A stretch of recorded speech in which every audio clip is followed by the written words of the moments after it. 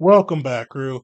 It's July, and we are diving into the intergalactic RPG Stars Without Number by Kevin Crawford. And today we're getting into the nuts and bolts of it. We're going through the core mechanics of the system, showing you how to make saving throws, how to handle skill checks, and how to run combat in the Stars Without Number universe. So at the end, hopefully you'll feel confident running it with you and your crew and get the chance to put this system through its paces. Well, before we do that, do want to give a major shout out. We are going to be holding our live actual play of the Stars Without Numbers system this Thursday, July 27th at 7 p.m. Eastern Time. As always, we're going to be going through running an original story, but putting the system through its paces, showing off the core mechanics, and just really letting the system shine and getting a feel for it. And as always, we're going to be giving away a free PDF copy of the core rulebook to one lucky viewer. A little bit different this time. Because usually I pay for the core rulebooks to kind of raffle off. I always love making sure more people get a chance to play new RPGs. But this time, Kevin Crawford, the creator of the system, as well as Cities Without Number and Worlds Without Number, did provide us with a free PDF copy of the premium core rulebook or the core rulebook. For one lucky viewer to win. So big shout outs to Kevin Crawford. So one lucky viewer will get to bring that home. The cool thing though is, especially with how Kevin and his company have set this up, is even if you don't win the premium copy, the core rulebook has a free version that has like 80 to 90% of the rules and mechanics included in there. So even if you don't win that free or the big one, you could still win the system and find a way to pull that in and get to learn the Stars Without Number mechanics, gameplay. You get to run some fun tables with your crew. So big shout outs on that side. Yeah, let's dive into it. So today we're going to be going through the core mechanics, showing off how the system works. One big thing I do want to shout out before we get into it, though, is that the system does use a kind of an OSR feel. It's one of the nice things with that is the mechanics for itself are pretty straightforward. But the nice thing with the Stars Without Number is they've got so many additional modules and things like factions and being able to build out the planets. There's psionics and all this cool stuff that goes along with it. There's a lot of options, a lot of choices you have that sometimes I feel like a lot of OSR games may not typically. So it's a big shout out there, and I think this will be fun to kind of go through and show off for the crew. But yeah, let's dive into it. First thing I do want to give a big shout out for is the quick reference sheet. If you've watched my mechanics videos, you know I love when games have a one pager that's in either the PDF, but especially if it's in the core rulebook. You can find this one on page I think 59 or 63, and you can go through and just see everything you need to know to play this system. And we're going to be going through each of these items, but showing you exactly where in the book you can find them too for a little bit more of a detailed look. So that's how we go through with. We're going to start off with skill checks. Uh, and with that, if you've watched our core or the PC build that we went through with Stars Without Number, you know that they've got 0 through 4 for skill levels for your players with proficiency in types of skills. So if you're not proficient in it, and you start at base level 0 for proficiency, if you're not, you add a -1 to your roll. But getting into that, Stars Without Numbers has a little bit of a unique way for skill rolls, especially for being an overall D20 system. They do 2d6. So you roll 2d6 plus the attribute plus your skill level.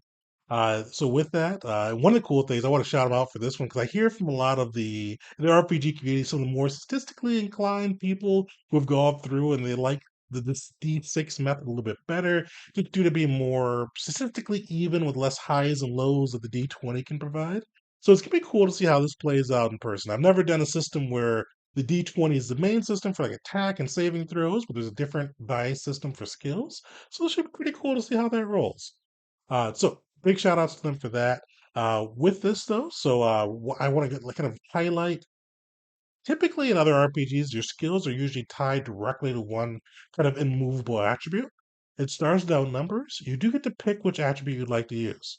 It has to make sense. You have to be able to justify it to your game master and the game master approve it. But for instance, let's pick on piloting. If you want to be a hot hand with a stick and kind of maneuver through due to your dexterity, kind of your quick hands and quick eyes, you could use dexterity for piloting. Maybe you're more kind of on the intellectual side, plotting trajectories, keeping up with the technology of the ship, and maybe you want to do intelligence. And me, as a game master, both those would fly, but you have to kind of go through and make that argument to your game master, which I think is a cool way to do it, and especially avoid some of those medicine arguments see a lot in 5.8, even Pathfinder, where it's like, should intelligence be for medicine or should wisdom? And I know people go back and forth on that one. This way, it could be both. So pretty cool. With that though, when you roll those 2d6 plus your attribute and skill level, you have to beat the difficulty threshold, which you'll find a little bit later in the book. They've got those two sections split up. But you see, they've got difficulties from 6 to 14. 6 being something that usually should be expected to pass for the typical PC, but there's some risk included. Where 14 is all the way where a skilled master has a chance to roll it and win it, but they also have a chance of failing it. So, kind of everything in between. And your game master just has to go through and select, hey, what makes sense for this situation? And I don't think they said whether or not to announce it, but I would announce it. Say, hey, this is going to be a 8 challenge rating. Let's see how you do. So that's pretty much the core pieces of skills. One thing I will go over is eating a skill check. So you are able to help out another PC make a skill check. But the way you're going to do that is you're going to declare how you're helping that PC. And the game master will give you a skill or kind of that you should be rolling for that. It could be the same skill the PC is doing. It could be something different depending on the manner of help you're providing. You're going to roll that skill check. It's going to have the same difficulty as whatever initial skill check the player that you're helping has. And if you beat that difficulty, the player that you're helping gets to add a +1 to their skill check roll. So pretty cool on that side. Makes it easy to go through and help people. It still keeps the stats kind of in a good statistical level. One nice thing with it, or one thing, a caveat I would say with it, is you can only get one, well, +1 from being aided. So the whole party couldn't jump in and aid you and give you a +3. It would just apply for that one person.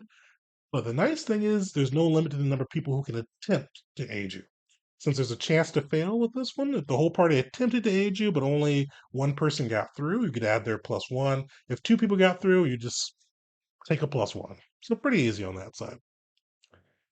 Yeah, let's move on from there. That's kind of the core pieces of skill checks. Opposed skill checks are pretty much same as if you've played an RPG before. Opposed skill checks, same kind of look through, same kind of feel on that side. You basically just have to beat the opposed roll, and you're good to go. So the next big thing we're going to jump into is saving throws. So the saving throws for the system, there's three core saving throws: physical, evasion, and mental. Physical saves and poisons, kind of more poisons and diseases.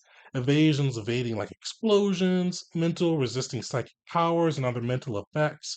But the way you handle this one is you roll your d20, and you have to equal or exceed the relevant saving throw. And with those saving throws, like we'll pick on physical, you could pick either your strength or your constitution.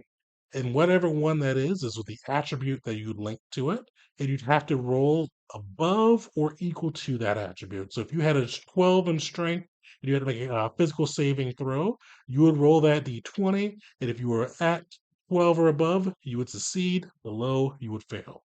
Another one, straightforward on that side too. So with that though, we are going to jump into the combat section. So we've went through a lot of the core non-combat rules, but we're going to highlight what combat is and kind of how to handle initiative, moving, actions on your turns, the works. So this one's another one. They've got a cool system for doing initiative too. So rather than like roll a d20 and add your dexterity, like some other systems, with this system, you're going to roll a d8 and add your dexterity modifier when initiative is called. With ties going to the PCs, where so for PC versus NPC, the PCs would win a tie, and then with players, you kind of have to figure it out from there. Pretty cool on that side. So it's 1d8 plus your dex, and then you get to go through and get everybody in order just like normal. So it keeps it a little bit tighter on that side, without some of the kind of the statistical variance you can get with the d20. So with that, we're going to get into the different actions you can take during your turn in combat. So with that, there's like four core actions you can take. You got your main action, which is like For 5e, it's your typical action, so you could make an attack, do first aid, manipulate a complex item, or if you needed to, you could move too, kind of do the extra movement as well. You get one of those per turn. After that, you get the move action, which allows you to move up to 10 meters. Everybody starts at 10 meters. I didn't see if there are any feats or anything like that that increase your speed. Everybody starts at that base 10 meters. One thing to note, this is like Pathfinder 2e. It can't be split. So if you move and then you want to shoot and then move, you can't do that. You'd have to move and then shoot, shoot, then move. Whatever it does, once you do an action, that's the end of the movement. Also, I would mention too, they do have attacks of opportunity in the system. So if you did want to maneuver away from somebody, you would take attacks of opportunity if they have a melee weapon. But if they don't have a melee, or if they do have a melee weapon and you don't want to take that, you can use your action to do the withdrawal from combat maneuver, which is basically disengage from my 5e folks and get outside of their range, or 5 foot step for a Pathfinder folks and get out of their range without taking the attack of opportunity. So on turn, this is any amount of on your turn they can do. So these are usually pretty simple things like dropping an item, falling prone. If you watched our PC build video, our telekinetic armory also is on turn. So you could do that as kind of as many options as you can that fit into that on turns parameters. You can do those. So infinite number of options there. But typically, those would be pretty base options for the main thing. But sometimes you can get cool abilities like telekinetic armory that give you some cool things you can do with them. And then the last main action is the instant action, which can be done anytime. But you have to have an ability that allows you to do it, or there's another action that we'll touch on that allows, or maneuver that we'll touch on that allows you to do so. So like there's a basically, and let me go through and get the name for it. The total defense is an instant action, which is kind of like dodge. But basically, what it does is once you use an instant action, you can read the ability and kind of see what triggers it. With this one, if somebody's kind of focusing on you in combat, you can use it. This one though will use your main action for that round. So if you do call it, make sure you call it early, so you can get the main full bonus of it because it's going to take your main action to use. You can basically call it whenever you need to. So that's kind of a quick run through of the main actions you can take. We're going to get into how to handle attack rolls with the system. So with this, it's a D20 roll. It's going to include your attribute, which is typically going to be strength or dexterity. And then you get an attack bonus, which is usually equal to half of your character level rounded down. Though those with the warrior class or adventure class get a bonus to that, like you saw with our PC build. And then with that, you get to add in your skill level for whatever attack you're doing. And there's stab, shoot, oh, and I think unarmed combat or punch, and with that, so you get to throw in skills to those ones and get to add them in as you're going through and kind of making your attack rolls. So let's say for dexterity, you had a +1 modifier for your dexterity, level 2 in shoot, and you wanted to make a ranged attack. You would throw that d20, add that +1 from your dexterity, add your skill level 2 in there, and then to see if it is higher than the higher equal to the opponent's AC, and if it is, it hits. If it doesn't, it misses. So pretty straightforward, kind of similar to 5e on that side, but just some different modifiers and things you add in to the attack. But let's say you've gotten hit, you're taking some damage on that side, and you're injured. And now we're going to go through how injury and death work in the system. So one big thing on this one is this system's pretty lethal. It's got that OSR feel. It's definitely one that death is a possibility. So if you're brought to zero, you're either going to be dead or die.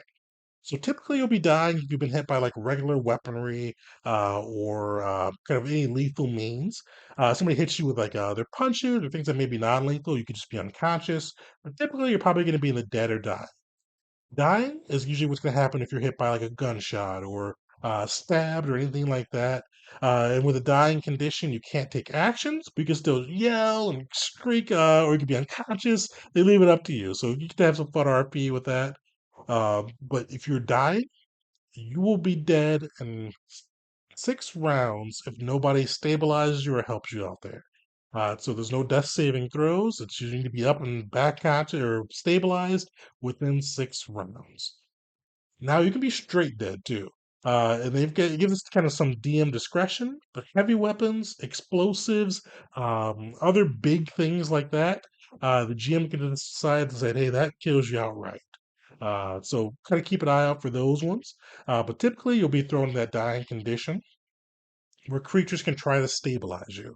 And creatures for stabilizing you would have to use their main action to make a heal check, which is either going to be done between dexterity or intelligence, where you have to get 10 plus the number of rounds since you went down if you don't have any tools.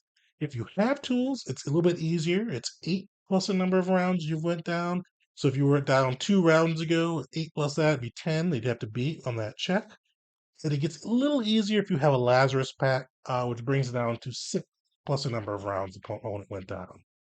So make sure you carry some Lazarus packs or healing tools to give yourself a little bit of an extra edge, and make sure you can help save some of your companions if they do go down. So with that though, after you've been stabilized, you come back to 1 HP, and if you fall to 0 again, even if it's like a stab or some non-lethal means, you will be dead. And it takes you 10 minutes after being stabilized to come back up to 1 HP of rest. So you'd be unconscious or you're kind of down or whatever, you're still injured until you get that 10 minutes of rest and you come back to 1 HP. Though, if you are able to rest afterwards, you could take a week of rest to be able to start rehealing your HP like normal uh, in a tier level 4 technology world, or 1 month in a tier level 3. Or if somebody has access to advanced healing capabilities, they can go through and pop you back up to normal. Yeah, this is kind of a quick look at the core mechanics of the system. Now you know how to roll the skill checks, saving throws, how to handle death, all the core pieces that you need to know to run the Stars Without Number system. Definitely shout out below some of the cool things you guys like with the system or cool mechanics we may not have got a chance to touch on. And then definitely make sure to come through this Thursday and get to see us run our live actual play of the Stars Without Number system. Definitely like, subscribe. Thank you guys for hanging out. And if you are interested in supporting the channel, definitely check out our Patreon. I'll throw a link down in the description where each quarter we get a chance to vote on the game that we'll be playing next month, as well as a chance to play in a Patreon only game in one of the systems we've run before. So thank you guys for any support you can provide. Truly appreciate it. Until next time, everybody.